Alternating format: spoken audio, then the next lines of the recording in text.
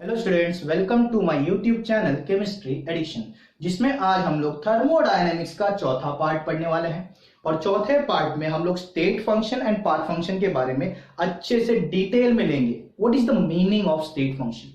State function सुनने के बाद तीन स्टेट बेसिकली सामने आ जाने चाहिए, सॉलिड, लिक्विड और gas.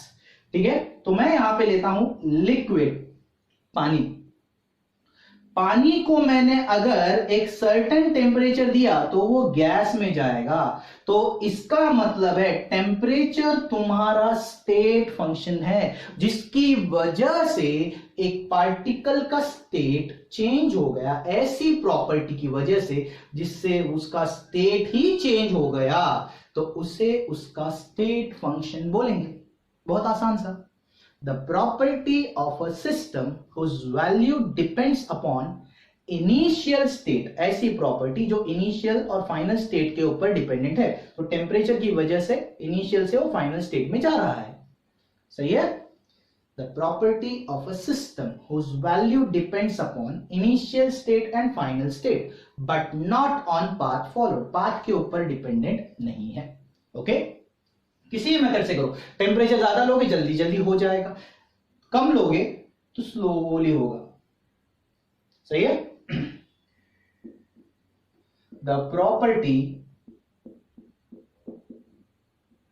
Of a system whose value depends upon initial state and final state, जो किसके ऊपर डिपेंडेंट है? Initial state and final state, but not on path followed. कौन से डायरेक्शन से कर रहे हैं उसके ऊपर डिपेंडेंट नहीं है, तो उसे बोलेंगे स्टेट फंक्शन। बहुत अच्छे एग्जांपल इसके स्टेट फंक्शन, या फिर जिन्हें स्टेट वेरिएबल्स भी बोला करते हैं, temperature, pressure, volume, energy, enthalpy, etcetera. Okay, these are all state functions, जिसकी वजह से पार्टिकल का स्टेट चेंज होने की पॉसिबिलिटी होती है, तो उन्हें स्टेट फंक्शन बोल सकते हैं। ठीक है? ओके, अब यहां पे बहुत आसानी से पाथ फंक्शन क्या है? What is the meaning of path function?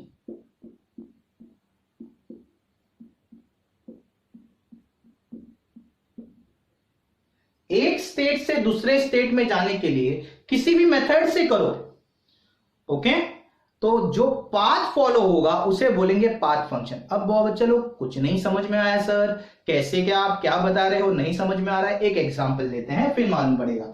Suppose मैंने लिक्विड लिया, वाटर, वो गैस में कन्वर्ट हो रहा है।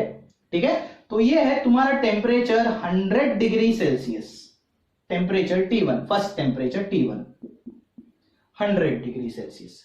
अब यहां पर लिक्विड से गैस में दूसरे कंडीशन में भी हो रहा है, टेम्परेचर T2 50 डिग्री सेल्सियस में। जरा धीरे धीरे चेंज हो रहा है, देखो आराम से, स्लोली स्लोली। यहां पे जल्दी चेंज हो रहा है, यहां पे स्लोली स्लोली धीरे धीरे चेंज हो रहा है।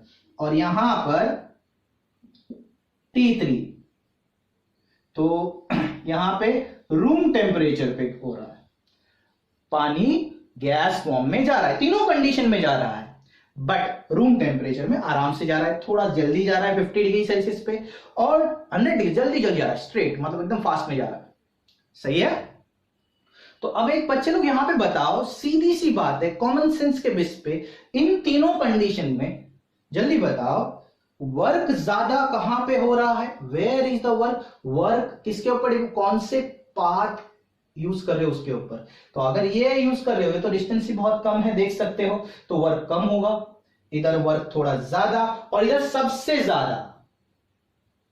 ओके, तो work is a path function. Work जो है वो पाथ के ऊपर डिपेंडेंट है, okay, not on A initial state and final state.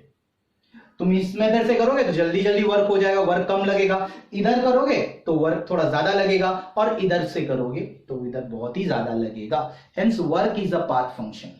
What is the path function? जो इनिशियल और फाइनल स्टेट के ऊपर डिपेंडेंट नहीं है, कौन से मेथड से किया है उसके ऊपर डिपेंडेंट है। Okay, work is a path function. समझ में आ रहा है अच्छे से? ठीक है। Now what is a path function?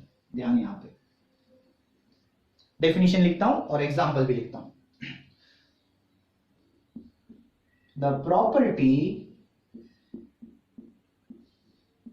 of a system whose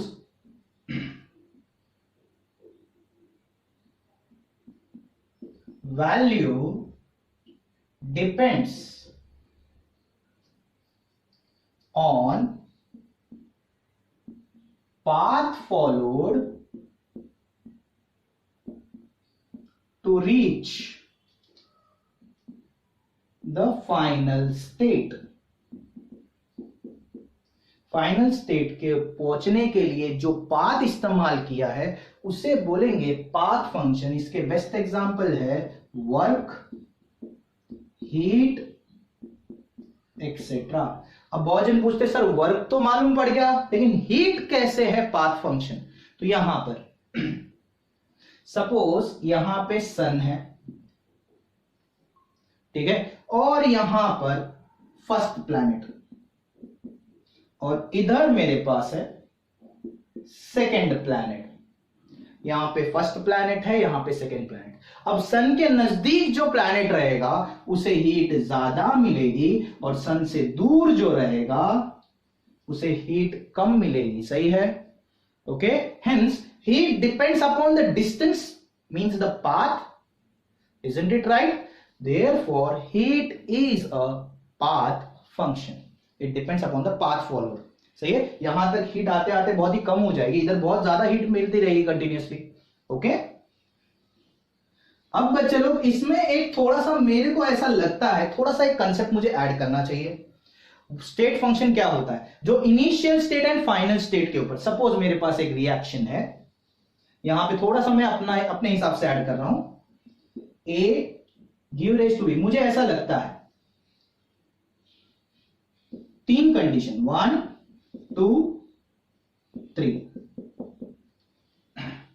अगर मैं देखूं लेबोरेटरी में कोई रिएक्शन हो तो तीनों कंडीशन में से कोई भी चलेगा। क्यों? के लिए लेबोरेटरी में कंपाउंड बहुत स्मॉल अमाउंट में होता है। The amount of compound in the laboratory is small, है ना? हम लोग ये प्रेजेंट वो प्रेजेंट के लिए करते रहते हैं। ओके, तो इसका मतलब है लेबोरेटरी में हम लोग जो रिएक्शन करते हैं वो इनिशियल एंड फाइनल कंफर्मेटरी, इसलिए हम लोग ये एब्सेंट है, बहुत बार देखा होगा ओएस बनाने के बाद ये एब्सेंट है, वो एब्सेंट है, वो एब्सेंट, ये प्रेजेंट है।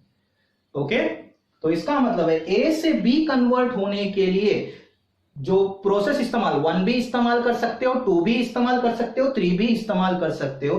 That is your laboratory process because the amount is less. ये मेरे हिसाब से, हाँ बच्चे लोग, आई थिंक सो। वही अगर मैं इंडस्ट्री में बोलूं तो मुझे पैसा कमाना है भाई, इंडस्ट्री वाले को पैसा कमाना है, ऐसा ही नहीं कुछ भी करना है। तो वो कौन सा मेथड इस्तेमाल करेगा जिससे जल्दी से जल्दी प्रोडक्ट मिले और मैक्सिमम प्रोडक्ट मिले? तो इन तीनों में से जल्दी प्रोडक्ट कौन सा कंडीशन देगा? First condition means it depends upon the path. वो कौन सा पाथ? वो पाथ के ऊपर डिपेंडेंट है completely. It will follow the path. सही है ना? देयरफॉर अगर मैं पाथ फंक्शन बोलूं तो इंडस्ट्रियल प्रोसेस होंगे।